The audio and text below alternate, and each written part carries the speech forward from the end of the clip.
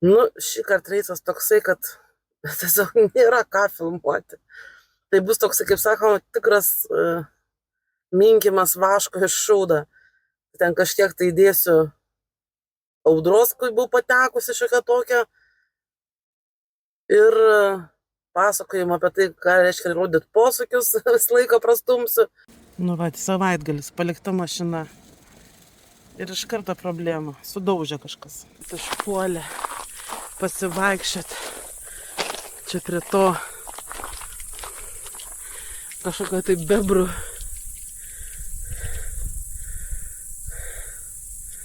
Nesupratau, ką čia reikia mokėti. Va, priėjau. Vienintelė proga, kiam 5 minučių išpuolė, priėjau ir baigėsi tavo kelionė. Kaupi bilietą. Aišku, niekas čia gal tavęs negaudytų tokiu metu. Aš labai bejojau, kad čia kas nors moka pinigus. Nu, bet bala nematė, nerizikuosim. Ten vis tiek labai kažko jaučiu nepamatytum. Bet čia taip deras. Tiek svajojau už šitą taką.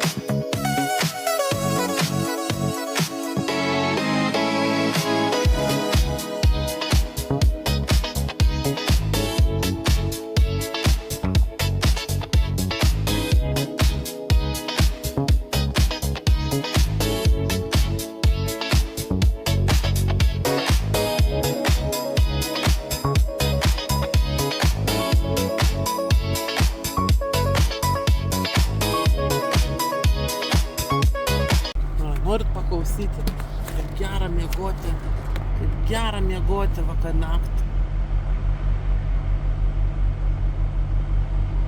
Tai čia tik tai garsą girdite. Dar eina vibracija. Čia jūs galvot miegosi visą naktį. Kas iš to, kad tu užmigsi, bet tu pabūsi kaip geros pjankės. Toks jausmas. Va čia va Lenkija. Nameliai.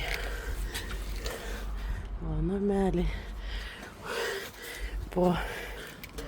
Namelį po gali sėdėti. Vienas būtų rozetė, tai iš vis būtų gerai.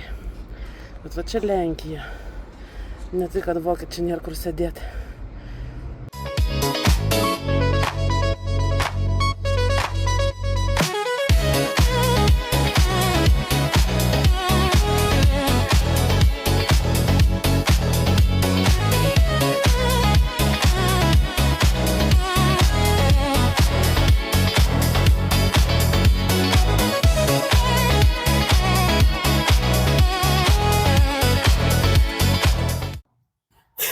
Dabar kitą temą pašnekėsim. Aš vis bandau vašką iš šūdo malti, nes nėra ką rodyti. Kita tema, tokia kaip bus kaip pamokėlės, va toms tarpiniams už vairo, kurias važiuoja ir nesupranta elementarių gyvenimo tiesų. Arba supranta, bet nenori suprasti. Nu, gal kas nors ir nežino, vat sužinos. Tai tokias kaip pamokėlės, niuansus vairavimo. Tai pirmiausia yra šįkart pakalbėsime apie posūkių rodymą. Tai gal, kaip čia yra anekdotas, kodėl nerodai posūkių? Aš savo ketinimų, kur aš važiuosiu, neišduodu. Čia toks kaip anekdotas. Tai ir čia, jeigu jūs galvojate, kad tas posūkis yra nereikalingas dalykas ir bele koks, jo nebūtina rodyti, jūs labai klystate. Ir jūs galima sakyti, nu taip, tuo momentu jums čia pravažiavot, bet jeigu kitas nerodo, jums irgi daro keblumą. Tai pirmiausia, posūkis, ką jis teikia? Na, aišku, jisai nurodo tavo ketinimus. Ir parodo kitam žmogui, ką tu ketini daryti ir ko tikėtis. Nes normalus vairuotojas, jisai nevažiuoja taip kaip jūs tarpinės, kad va, tai čia ir dabar, va, važiuoju, va, kas bus, va, matau va, priekį ir aš daugiau nieko nematau. Normalus vairuotojas, jisai strateguoja. Tu važiuoji, matai, va, kas vyksta, tu stebi ne tik priekį, tu stebi ir kas gale vyksta, kas šonuose. Tu dar numatai, bent jau vienu žingsniu į priekį numatai, ką ten kitas važiuoja, kas gali būti. Ir panašiai. Negalvokite, čia sunku, čia iš tikrųjų, čia labai, aš nebent jūs flegmatikas didelis ir jums labai ilgai mąstyti reikia. Bet čia ir per 1 sekundę gali viską. Čia turi taip mąstyti, kad jums, kaip sakant, išlavinti tą visą, net, jeigu jau nesat toksai. Ir šitą, nes daug tokių atvejų, kaip jis šitas va išgelbės gyvybės strategavimas, daug va toks strategavimas išgelbėja net ir nuo avarinių situacijų, nes tu numatai, kas bus. Ir tu kartais ir išvengi jų vien dėl to, kad tu matai, kas vyksta ir tu jau numatai, kad va, kas nors tau vos būtų įvarytų iš šoną, bet tu matai, kad jis jau iš juostos eina ir pasitraukia, arba ten signalą davė. Nu, bet čia dabar apie posūkius kalbam. Bet tas posūkis čia irgi yra strategavimas, kad pranešti, kas apie kitiems. Ir čia ne tik, kad parodymas. Daug matau atvejų, kai būna kitas, kai tenai rodo posūkį, tai va, pasuko ir tada parodė posūkį. Nu, matyt, prisiminė, kad reikia rodyti posūkį. Arba pradeda sukti, tada rodo posūkį. Nu, tai žinokit, tas posūkis jūsų, kai jūs jau sukate, praktiškai yra nulinės reikšmės. Nulinės reikšmės visiškai. Nes tu ar taip matai, kad tu suki. Aišku, vis tiek rodyti reikia, bet geriau negu iš vis nieko, bet jis jau praktiškai jokios naudos neduoda aplinkai. Tai posūkių rodymas, jis ne tik, kad tau praneša, kitiems praneša, ką tu ketini daryti, bet jis ir kamščius mažina. Tai va, tarpinės, prisiminkit, kai jūs važiuojat žiedu, taigi įsivaizduokit, kiek jūs ilgiau stomėtumėte, kol jūs sulauktumėte, ką kitas vairuotojas darys. Nes jis kai suka, tu nežinai, į kur jis suks, ar į pirmą išvažiavimą, ar į antrą. Ir jeigu jis nerodys posūkio, tu ir lauksi, kol jisai pasuks. Ir tu stovėsi kamštyje, ir kiti stovės kamštyje. Bet normalus vairuotojas, kuris galvoja apie kitus, jis iš anksto parodo posūkį, kuris ketina sukti. Ir tada, jeigu tu stovi tam pirmam išvažiavime ir tu matai, kad kitas atvažiavęs suka į tą pirmą išvažiavimą, tau ir nebebūtina laukti. Tu gali jau startuoti ir pradėti važiuoti, automatiškai kamštis mažėja ir kiti pradeda judėti. Aišku, čia tarpiniams primenu, nereikia pasitikėti 100% tais posūkių rodymais. Va taip pat drąsiai sukti, jūs sukite, kai matot posūkį kur nors, sukite tik tada, kai jūs pamatėte, kad tą posūkį įjungia. Nes jeigu jūs jau privažiavote ir matėte įjungtą posūkį, jūs nežinote, ar jis dabar įjungia tą posūkį, o gal jis pamiršo tą posūkį išjungti. Todėl reikia būti įsitikinus, kad jis tikrai ketina tai sukti. Nu, ten dažniausiai vis tiek matosi, kai ketina sukti. Ir aš dar nepamiršti, yra piktybinių vairuotojų, kurie dar būna patstavo, kaip sakant, kurie specialiai daro avarinės situacijas. Čia irgi neturėtų omeny, kad, kaip sakant, kad ir jūs praleidžia, jūs turite įsitikinti, kad tikrai jūs praleidžia. Vis taip nerauti iš karto, drąsiai, vis tiek turėtų omeny, kad gali būti ir klaida. Bet jeigu viskas yra normalu, tas posūkių rodymas mažina kamščius. Taip pat, dažnai būna kiti, kai važiuoja autostradoje ar greitai, Arba ten kažkur važiuoja tokiu keliu ir būna prilipę, daug mašinų prie daugos prilipę. Nu, taip kolona važiuoja, nu, ne visigi laikosi tų atstumų, nu, būna nesilaikai, jeigu matai, ten, nu, priekyje situacija, kad ten nėra galimybė, nu, kad tikrai nėra progų, kad ten stabdis taigi ir kažką, tu vis tiek arčiau važiuoji. Aišku, sunku taip važiuoti, nes visai, kad turi būti ant stabdžio žiūrėti, kad jau tikrai nestabdys. Bet vis tiek yra tokių atvejų. Ir jeigu matai, kad labai ten prie tavęs priskretęs kažkas tai, ir žinai, kad suksi posūkį, tai čia 100% rodyk tą posūkį žymiai anksčiau, link 100 metrų dar. Gal net nežinau, čia gal 100 metrų, matai, aš to atstumu dabar taip galvoju, ar čia gal per daug šitas 100 metrų, bet tikrai rodykit žymiai anksčiau, kad tas, kuris važiuoja gale, jisai pasidarytų atstumą, kad žinotų, kad jūs čia kažką keisit kryptį ir galit stabdyti, tada jisai atitols nuo jūsų. Nes jeigu jūs taiga dėsit ant stabdžių ir sugalvosit sukti, tai jums tikrai į užpakalį pabučiuos. Dar kiti pasibučiuos visi tam toj kolonai. Todėl vat galvokite apie kitus, tas posūkis ne šiaip sau sugalvotas. Dar kitas variantas, kai būna atvažiuoja, pavyzdžiui, Paryžiun, būna kamštis didžiulis, ant sankryžos, ten pravažiuoti neina. Ir tu nežinai, kur važiuoti kartais. Būna ta navigacija, ten tų 100 išvažiavimų, ten nežinai, ten, pavyzdžiui, prie Triumfo arkos, ten 18 išvažiavimas. Atsiskaičiuok, ten žiūrėk tą navigaciją. Tai jeigu nežinai, tada važiuoji lėtai ir tada visus savo veiksmus tu rodai posūkį. Jeigu ten planuoji kažkur, va, ten keisi juostą, arba ten kažkur tu galvoji, kad reikės 10, tai rodai tą posūkį. Kad kitas važiuodamas paskui žinotų, kad iš tavęs, kad reikia tikėtis, kad tu važiuosi į dešinę pusę ir kad jis nesireikiuotų tenai prie tavo šono. Tai jie tada būna atsargesni, nes žino, kad tu čia pasimetęs, nežinai kur, maždaug kokia kryptim tu ten judi. Tai vat, irgi vat, tas yra. Tai labai svarbu, kai nežinai, kur randiesi pasimetime ir žinai, kad ten kažkur suksi, irgi rodė tos posūkius, kad žinotų žmogus visus savo veiksmus, kaip sakant, informuoti aplinką.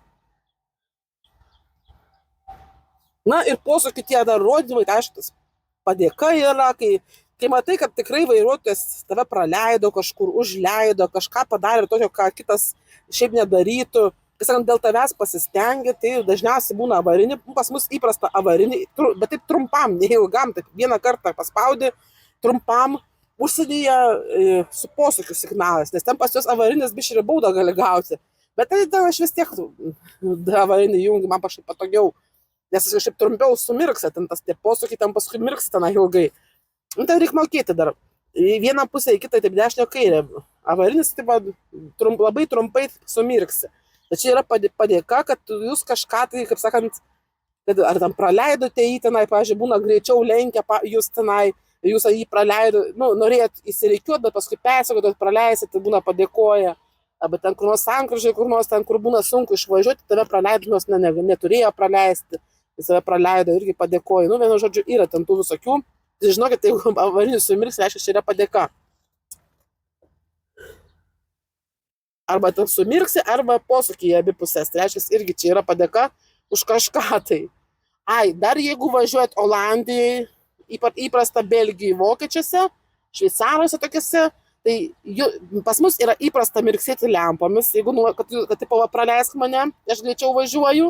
O tenai mirksėti tipo negalima liktai, kad visokių būna, bet tenai posūkius rodo. Jeigu nori tave lenkti, tai tave rodo posūkį. Tai aš dabar nebeprisimenu, ar dešinė, ar kairė. Gal kairė, kad matytum geriau. Tai jeigu paskui jūs važiuoja ir rodo posūkį, reiškia, nori lenkti jūs, kad jūs per lėtai važiuojate. Tai irgi turėkit pamanys. Ne posūkį pamiršęs rodo, buvo pamiršęs. Kas dar čia su tais posūkiais? Vienintelis, kaip sakant, patarimas, rodykit posūkius ir iš anksto jos rodykite. Dar kai liko dar 50-100 metrų iki to posūkio. Nes jeigu jūs jau, kai sukate, pradedate rodyti posūkį, jisai jokios naudos nebeduoda, absoliučiai. Čia tik tai juokas ima. Bet būna dar man juokinga, būna, kai žiedė suka ir rodo kairį posūkį. Tai ką tam prieš eismas ruošiesi sukti. Taigi nereikia žiedė rodyti kairę, bet čia įprasta, Prancūzijai žiūriu labai, ir prancūzai tai 100%, pas juos tenai įprasta kairę posūkį rodyti. Aišku, gal kai kada tie, kurie išvažinėja iš pirmos juostos, jiems aišku, kad tu ketini ten toliau važiuoti. Nu, bet, nežinau, man tai juokinga, atrodo, kairį posakį žiedė, nu, nei tu tau ruošiesi, kai prieš eismą sukti ruošiesi. Ir dabar viena istorija iš kavinės. Čia galvoju, nu gerai, 5 minutės padarysiu, sustosiu aš tam Orline. Būčiau žinojus, būčiau čia nestojusi. Būčiau geriau cirklę, kas sustojusi. Bet dabar žinosiu, kad tas tik nebestosiu iš principo, dabar čia nepirksiu. Bet čia visą laiką būdavo šiek toks kaip problematika su to aptarnavimu. Bet kažkaip dar vis tiek sulaukdavai, ten, žinai, ateini, stovi, ilgai stovi, pilna darbuotojų, ten visi kažkur kažką vaikšto, kažką dėlioja. Nu, ten daugiau man pusė ten jų imituoja tą veiklą kažkokią, tai šiek tiek, nes ten tos tokios jau labai veiklos nemačiau, kad ten kažką tai labai reikėtų. Bet gerai vis tiek, kad ir kokia veikla, tu turi turėti, kas priema užsakymus. Matai, žmogus stovi, ir ne šiaip savo stovi. Jo, bet aš ne tai, kad iškart priejau, čia ir iškart pulkit prie manęs. Ten vis tiek pasirenki kažką viską, bet aš jau ten kantriai laukiu, nes jau žinau, kad čia reikia ilgai laukti, kadangi jie čia ilgai ruošiasi, kol prie tavęs prieina. Nu, bet tiek to, laukiu, kantriai aš ten laukiu, nu kokias nežinau. Nu, nedaugiau 5 minučių, tai tikrai, nedaugiau. Nu ir šitą, nu taip ir stoviu, niekas nieko, nulis reakcijos, nors matau, ten vaikšto, ten nelabai kažką veikia, papirėlius dėlioja, ale dėlioja. Nu ką, atsistojo už manęs kažkoks vyras. Tas, na, nu nežinau, gal 30 sekundžių pastovėjo, tai jau iškart prisistatė, jau pardavėjai teikėsi prieiti. Bet aš turbūt nematoma buvau, jinai pirmą tą vyrą aptarnavo. Nu gerai galvoju, aš atsistojau už jo, nu vis tiek aptarnavai vyrą, dabar sekantį aš būsiu. Jinai aptarnavo tą vyrą, ten jis paprašė ten tos ribos, to žiūrėko, įpylė jam tos ribos, nes ten jinai ten kita kasininkė buvo, grynai apmokėjimui. Ir vėl kažkur, ir vėl nuėjo, ir kažkur ten vėl prie tų kitų ten darbuotojų tau stovi, ten kažką tai bazarina. Taigi ryškiai matai, kad aš stoviu, jo labiau aš ilgai stoviu, nes šiaip savo, ir dar už vyrą atsistoviu šalia, tai ten turėjai akla būti, kad nematyti.